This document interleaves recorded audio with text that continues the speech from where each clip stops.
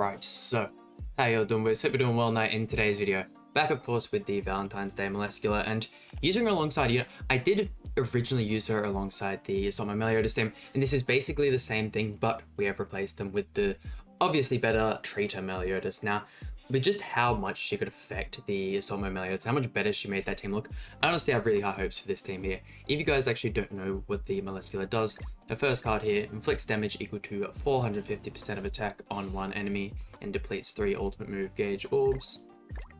The second card here creates a barrier around all allies equal to 375% of attack for 2 turns. The ultimate inflicts damage equal to 616% of attack on one enemy and lifesteals 100% of the damage. Commandment here, same as the other MELASCULA. At the end of every turn, applies 2 ignite effects for 5 turns on heroes who have not used skills in PvP. And this is also really good because usually when using the other MELASCULAs, if you weren't to use a card on your character, you would have the ignite effect applied to you. But looking at her passive here, increase all allies' basic stats by 20% of the hero's lifesteal at the start of battle, and all allies become immune to ignite. So not only does the debuff just not take effect, but you don't actually get the debuff on you either. So for characters who have weak point and stuff like that, or even characters like the Christmas Awakened Lilia who pretty much has to have debuffs on you to do damage, MELASCULA just completely mitigates. So basically it makes her and Kira just completely useless. But jumping over to the equipment here, we are rocking the HP defense set. Do definitely think I might give her a lifesteal set. Why not? I mean, I've been having heaps of fun using her, and these are the cosmetics. So this is the theme we're using today. Really been enjoying the Chandler with the Sariel link there. Works really well, but yeah, let's jump right into it.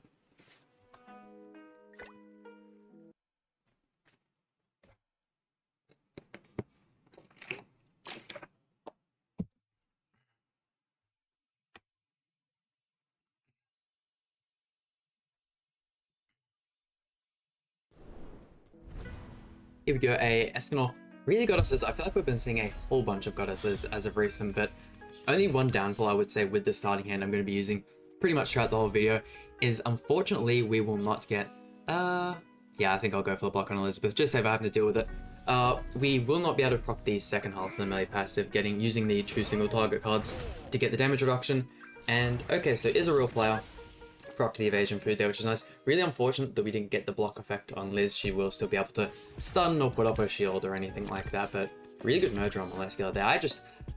Don't get me wrong, she's fairly easy to deal with nowadays, but Elizabeth is just so goddamn annoying. But let's see what he's going to go for here. Even if he manages to attack into us, we still actually get procs of the Sariel Grace from the that's on Chandler. So usually I'd expect it to be every time you use the card one of these debuffs apply, but if he goes ahead and actually attacks into us, which looks like he's not going to, you would have seen that happen. But let's see, I think I might go for break the shield, go for you and you, why not?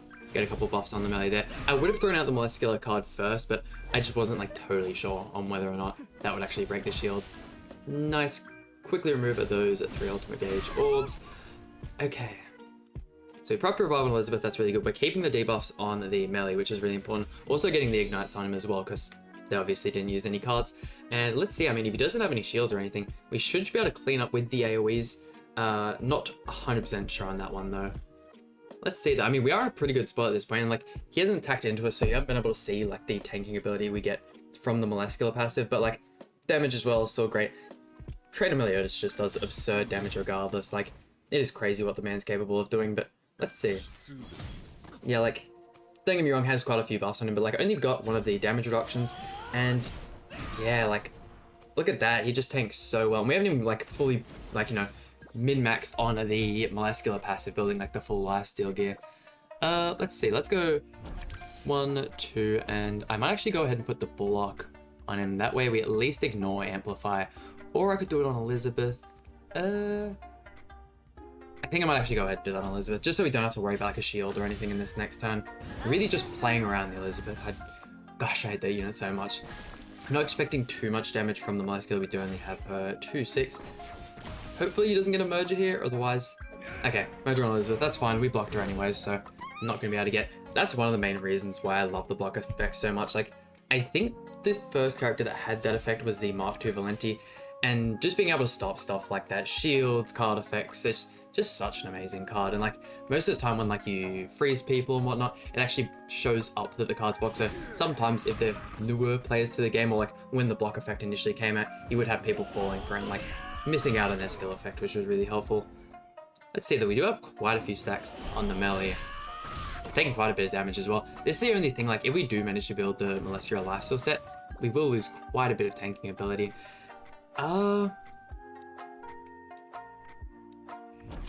Yeah, I'm not too sure how I feel about this. Gonna go for the double AoE there. I used a single target afterwards, although I probably should have used it first just to get like a tiny bit more damage. Oh yeah, if we had to use it first, we definitely could have got that extra buff and probably could have killed Escanor. Okay, yeah. That was my bad, that was a misplay. I just wasn't too sure if like we might have been able to kill Meliodas. Damn, we really could have wiped the whole field there if I used that single target first. Jeez. Oh well, that's alright. Gonna have to tank the Escanor ultimate. I mean, I feel like we should be able to tank the first half of it alright, but it's surviving the death effect is just almost impossible. Like, especially with like no shields or anything up, it is. Don't get me wrong, Escanor's fallen off quite a bit in like his utility and whatnot, but like, especially in PvE content, that ultimate is just absurd what it's capable. Like, pretty much a must-have for the deer raid. Really good on the bird. Just like, all around, he's still like an amazing unit. Let's see, the melee's still tanking fairly well. When's he gonna throw out that Escanor ultimate? I mean, the fact that we're that low, I'm not too sure we can survive the first half, in all honesty. We pretty much just have to pray that he has a low ult level. Never mind, melee actually managed to just survive that first half. Okay. His melee's pretty much life stolen, right back up to full HP. He doesn't remove debuffs on ultimate, so we might go for this here. I mean, very unfortunate, that was just, I completely threw this match. That one's my bad, but we'll throw this set turn out here, and I think I'm gonna end up losing this one regardless. So close to killing the Escanor once again. Why not? We'll see how well we can tank against the Meliodas ultimate. We do have the shield up, and we do have Melascula here still, so... I mean, it removes the shield, which is, like, not the greatest thing in the world. Yeah, just the lifesteal on Meliodas is so crazy as well. Like, him and Escanor both have, like, such good lifesteal, and, like, how absurd their damage is. Like, it's almost not necessary, but, like, pretty much 3-star single target cards for both of them. Just lifesteal straight up to full HP, and I mean, look at that. Don't get me wrong, not everyone has, like, a super high ult level Traitor Meliodas, because he is a fairly new character, but yeah, I'd still say we tank that fairly well. Actually managed to pull with the victory on the last match, and one thing I would like to add as well is I reckon I can easily or like comfortably say that this team is one of the better teams in the game. What do I want to... I think I might go for the block on Barn. But yeah, especially since pretty much the best team in the game at the moment is the Kyo Christmas Awaken Lilia. And like, even if you don't think this team is just like the greatest in general, the fact that it is the hard counter to that team, I feel like just even in top 100, you see that team a whole bunch. Like, pretty much everyone's got their, like, everyone HP defense, Excalibur, the Holy Relic. Like, it's a decked out team, and the fact that you can run HP defense on everyone, and then Lilia obviously still benefits from it because she has the Flood card. I don't know, it is by far the strongest team in the game at the moment. This being a hard counter definitely puts it up there, so I'd like to see how this actually goes just in top 100. Like, obviously going up against a lot of that, but going up against some of the other teams as well. And let's check. This is always an important thing of this matchup. And yes, he does have the relic. Okay. What do I want to go for? I think we might just try keep doing the bare minimum possible. Just holding on to that 2-star card, I do feel like we can get a lot of value on that. And if we can like try and whittle down Arthur to like half HP, and then just before we proc the Holy Relic, go for like a massive attack, I feel like that'll be the best case scenario.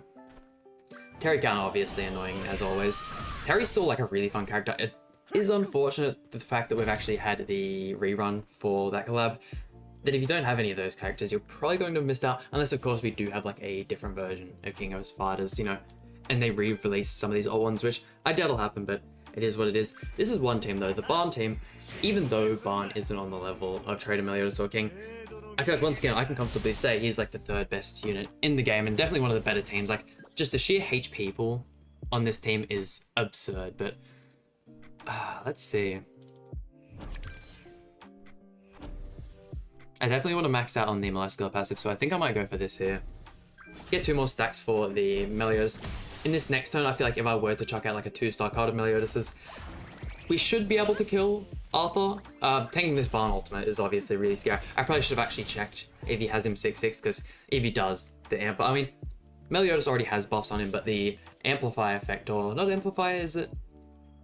Basically doing double damage if they have the buffs on them, can be a little bit scary. But it's like, once again, Barn just, the sheer HP pull on him, and like you rush ultimate, the kill power there. The Heart Crusher as well by itself does so much damage. Let's see though, how are we tanking this? Definitely one of the matchups where we just have like a high chance of losing, because yeah, the Barn team is just capable of stuff like that. Like Excalibur Arthur is just such an insanely powerful tank. And here it is. I mean, the fact that we actually faced Akio in this video is really nice, because pretty much the only person on his team that can do anything at this point is the Meliodas there. Kyo, without his ignites, is useless. He's basically just a passive machine, and then the Awakened Lilia is useless without him. So let's see what he can go for. I mean, these are the kind of ones where like it's just an instant win. Like, granted, if he does build up his melee quite a bit, we could be in a bit of trouble, but we'll wait and see. Like, usually this is like easy 180,000, only 50,000 there. Like, don't get me wrong, Melescula still took quite a bit of damage, but nowhere near as much. Like, she should be easy to like just wipe turn one here, and she's still alive, which is the main thing. Let's see. Obviously gonna put the block on Meliodas to stop his amplify effect. Put up the counter, and I think for the time being, I'll just put up the shield as well. The fact that there's no like taunts or anything, and we can just like, after this turn, as long as Chandler still lives, we can just start filing down on his Meliodas. I would really like for someone in this team to have a buff removal. There was a team I used a little while ago, and I can't remember why oh, it might have been with Skadi actually. Her buff removal for countering Meliodas is so goddamn good. Like, I don't know, I find Skadi is like a really fun unit, that's for sure. Only downfall about this team is, with all of the damage reduction and whatnot you're getting, Chandler's calendars can be a little bit weaker just because they are based off the damage he receives. Because yeah, 50,000 isn't like a crazy amount or anything. Actually taking quite a bit from Kyo there, which is surprising, especially since his type advantage. Okay, that is a whole bunch of debuffs there. Can we actually... I feel like that pretty much just gets it done. Oh no, okay, his melee is tanking, that's for sure. Jeez, dude, look at that. Like, DPS wise, he is insane, but look at that, he can tank. Like, this unit really just does everything. And, okay. We have got Melescula. She hasn't got the tool. Chandler hasn't got his taunt, so he can attack into Melescula once again, but I feel like at this point we're alright. Like, we've gotten so many of the debuffs from the Sariel Grace that, like, I think 5 is actually maxed out on that one, so, like, we're pretty much not going to be taking any crits, and even if we do, they're going to be, like, super, super weak. There we go. Valentine's Day Melescula is still alive, and I feel like she survives this as well. No, okay. And he's going to be back to full HP, isn't he? So much for me just saying this was an easy win. Damn, I can't believe we still lost to this team. Damn, I'm disappointed to say the least. That's one of the situations there where like having the lifesteal gear on Melescula and increasing Meliodas' attack as well, because I think it is like a 10% of the lifesteal, probably would have been like enough to get us closer to killing Meliodas there. But what is this team here? Definitely a real player because we're getting out CC'd. True Seeker Merlin and Jack of Light Gotha, like the amount of just disabling you get from those two together, like you can pretty much just have like turn 1 Jack of Light card into 2 Merlin cards and you just completely disable an entire hand. Don't see the Festival King anywhere near as often. Like, it was pretty much every match when he initially released, and now the fact that we've got Meliodas, it's just, I feel like you just see a lot more of Meliodas. Attack disable, not too crazy, not super unfortunate, because we can still get our turn that we want. Blocking True Seeker Merlin is useless, and it's not like we're gonna even break shield anyways, so I think I might just go for this instead, in all honesty. Hold on to the block card, it's not like we really need it, we're better off getting the merger there on Meliodas. It's not like we can rush ultimate anyway, since he does have the dissolve, and like 2-star Jack of Light card, ultimate seals, and all that other kind of stuff, but let's see, I doubt he'll attack into me like an awful lot either. Getting those debuffs out on the King is going to be very, very important though, even if he just continues to like attack disable us. As long as we can keep building those up, we're going to be pretty good, because that King, once you get like 2 of his AoE cards in a turn, their sheer like, not only are both the cards insanely strong, but like the damage boost you get from using the first one, once again, is just ridiculous. Let's see, we will go ahead and block, I think we might go ahead and block King actually. Here we go, 2-star counter, which is really nice. Hopefully he can take quite a bit of damage. Honestly, even like the 1-star, Yeah, King is fairly squishy, so maybe if he were to use like a 2-star power strike or something, we could just maybe one tap with a counter. I'm not too confident on saying that one there, but I feel like we definitely have the kill power at this point to just, you know, kill King, and like once that's done, Jack of Light goes from True Seeker Melon. Don't get me wrong, the True Seeker Melon definitely does have a strong ultimate. We should be fine. Ooh, definitely don't like that though. Uses the weaker card as well. Let's see what the demo. We do of course get the counter before the shield comes up. Still a nice bit of damage. And oh, okay. Going for the second card as well. Does that kill? Very okay. Yeah, just having to get through the sheer like shield from the last one. A little bit unfortunate, but having the AoE card, the PS card here, absolutely just cleaves through King's shields, as you see there. Like easy money, easy money. 250,000 from the AoE as well. Like his AoE doesn't have to be that strong as well. And please go for True Seeker Melon. Perfect. Another easy win. I'm just so sad that we lost that last one. Like, I feel like we had that in the bag, or at least we definitely should have, that's for sure. And onto our final opponent, the classic Escanor melee team. And once again, out CC, I feel like we've been facing quite a few high CC players than us in this video, but only thing about this team is like, even though we have the damage reduction from Melascula and whatnot, just tanking double Escanor cards into melee amplify is so much damage. Not many units in the game can survive that turn 1, especially when you're going second and you don't have like, you know, you can't put any buffs or anything to help, you know, survive those hits. At that point, like, we've taken so much damage on Chandler that like, is putting up the counter even worth it? Let's see, I might go for this play here. Use both the Melascula cards, maximize the both parts of the melee passive, which is really important, and getting up the shield. Blocking Meliodas, I just in case he does have like an amplify card or something, we can stop that a little bit, but he's already got 3 buffs, which is really scary for us. I mean, if we can just like pull through some really lucky melee card draw, which, I mean, definitely working for us. If he does kill Chandler here, that will free up the 2 counters, which at this point we are kind of better off having Chandler die just to free up that space. There we go, there he... Oh no, still surviving another hit. I mean, that is very good for us unless it's an AoE card. Yeah, him tanking that full melee amplify card was perfect, exactly what we needed. Let's see, Melee's got so many damn buffs on him. Gosh, okay, we are kind of forced to kill Escanor instead, which is very, very unfortunate. But we do rush the ultimate, which is really nice. Okay, yeah, easily. I don't know why I thought we mightn't have killed Escanor there, even like HP defense Escanor. He's just too squishy. We have the ultimate here, no shield on Meliodas. I don't think, like, this team usually has anyone on the back that should be able to, like, scare us out. Oh, no, never mind, we do still have the shield on Melee, which can help us out a little bit. Yeah, I figured he might have barn just due to the sheer CC he had. I don't know, there's no real way, like, you can just kill Meliodas in one turn, like, especially looking like this. Like, he's built up quite a bit, and the ultimate, we do only have 4-6. But, I mean, we should be able to just clean up with the ultimate here. Goddamn, okay, so still happy with how today's showcase went, even though we lost that match to the team that we're pretty much meant to just guarantee ourselves wins against. My oh my, his melee is just cleaning up. We might actually end up losing this here.